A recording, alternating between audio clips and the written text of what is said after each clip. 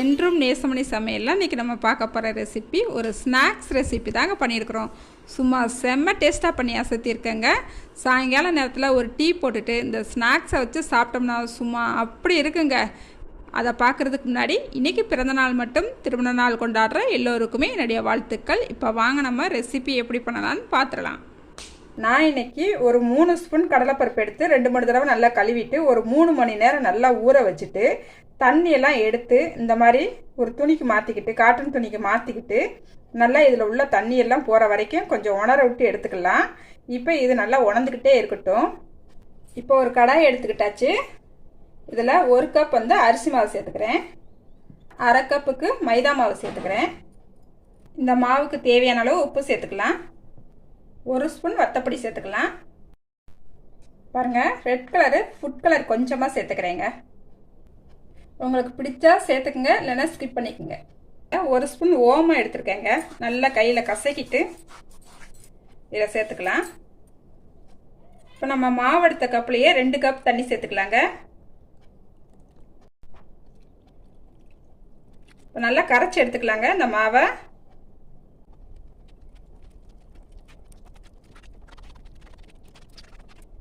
மாவை நல்லா கரைச்சி எடுத்துக்கிட்டாச்சு. இப்போ அடுப்பில் வச்சுக்கிட்டாச்சு. அடுப்பை நல்லா சிம்லேயே வச்சுக்கோங்க. நல்லா சிம்மில் வச்சுக்கிட்டு நல்லா கலந்து விட்டுக்கிட்டே இருங்க. கிண்டுறதை நிப்பாட்டிட்டிங்கன்னா அடியில் பிடிச்சிருங்க. அதனால் கை விடாமல் நல்லா கிண்டி விட்டுக்கிட்டே இருங்க. நம்மளுக்கு நல்லா முறுக்கு மாவு எவ்வளோ கெட்டியாக வரும் அந்த மாதிரி இந்த மாவு கெட்டியான பதத்துக்கு வரணுங்க. அது வரைக்கும் நல்லா கலந்து விட்டுக்கிட்டே இருக்கலாம்.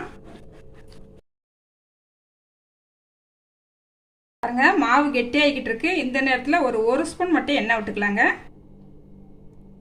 எண்ணெய் விட்டோம்னா கொஞ்சம் பிடிக்காம நம்மளுக்கு இந்த மாவு நல்லா திரண்டு வரும்.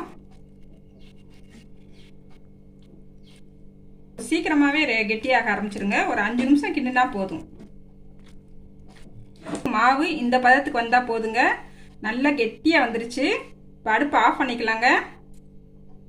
நான் மாவை ஒரு பாத்திரத்துக்கு மாற்றிக்கிட்டு நல்லா ஆற வச்சுட்டேன். பாருங்க, கையில் லைட்டாக எண்ணெய் தேய்ச்சிக்கிட்டேன். இப்போ நல்லா மாவை நல்லா பிசைஞ்சு விட்டுக்கலாம்.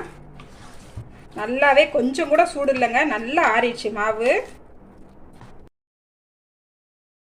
பாருங்க, மாவை இந்த அளவுக்கு பிசைஞ்சுக்குங்க. தண்ணி கூடுனாப்பில் இருக்குது அப்படின்னு நினச்சிங்கன்னா ஒரு 1/2 கப்புக்கு அரிசி மாவை போட்டு நல்லா பிசைஞ்சிக்குங்க. உங்களுக்கு நல்லா கெட்டியாக இந்த மாதிரி வந்துடும். கையில் லைட்டாக ஒரு ஸ்பூன் 1.5 ஸ்பூனுக்கு எண்ணெய் நல்லா தேய்ச்சிட்டு நல்லா அதுக்கப்புறம் நீங்கள் பிசைஞ்சிங்கன்னா நல்லா இந்த மாதிரி உங்களுக்கு நல்லா முறுக்கு மாவு பதத்துக்கு நல்லா வந்துடுங்க. மாவுலேருந்து கொஞ்சமாக மாவு எடுத்துக்கலாம். நம்மளுக்கு நல்லா கையிலெல்லாம் ஒட்டாது, நல்லாவே வரும். நல்லா உருண்டையை திரட்டிட்டு இந்த மாதிரி உருட்டிக்குங்க கையில் வச்சு.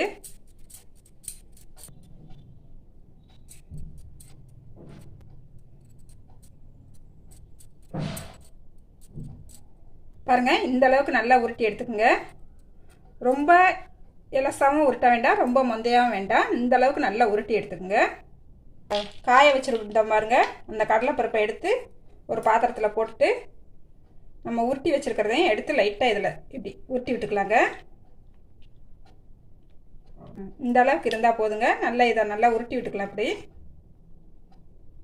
அந்த கடலைப்பருப்புமே இந்த மாவில் போய் நல்லா ஒட்டிக்கிச்சு. நம்ம இப்படி பிரட்டி எடுக்கும் போத பாருங்கள், இப்போ இதை இப்படி ஒட்டி விட்டுருங்க.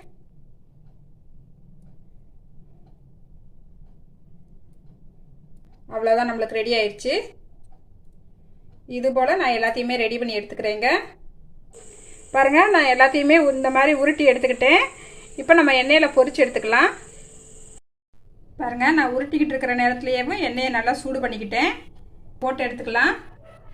அடுப்பு சிம்லேயே வச்சுக்கோங்க.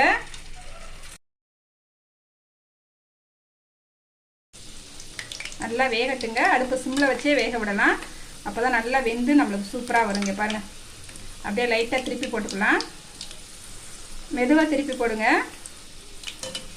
நம்மளுக்கு சூப்பராக வெந்துருச்சுங்க. இப்போ எல்லாத்தையுமே எடுத்துக்கலாம்.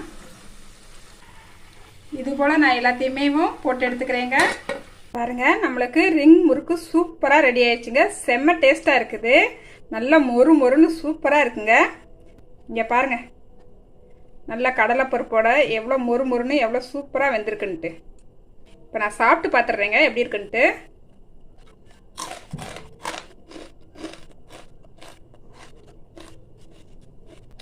பாருங்க, நல்லா மொறு மொறுன்னு சூப்பராக இருக்குங்க. நம்ம வீட்டு குழந்தைகளுக்கு இது போல் செஞ்சு கொடுத்தீங்கன்னா வேணானே சொல்ல மாட்டாங்க. சூப்பரான ஸ்நாக்ஸுங்க. இது போல் ரிங் முறுக்கு நீங்களும் உங்கள் வீட்டில் செஞ்சு பாருங்கள். செஞ்சு பார்த்துட்டு எப்படி வந்துச்சுன்னு கமெண்ட்டில் சொல்லுங்கள். லைக் பண்ணுங்கள், ஷேர் பண்ணுங்கள். மறக்காமல் வீடியோ பார்க்குற எல்லோருமே என்னோடய சேனலை சப்ஸ்கிரைப் பண்ணிக்கங்க. பாய். அடுத்த ஒரு ரெசிபியில் பார்க்கலாங்க.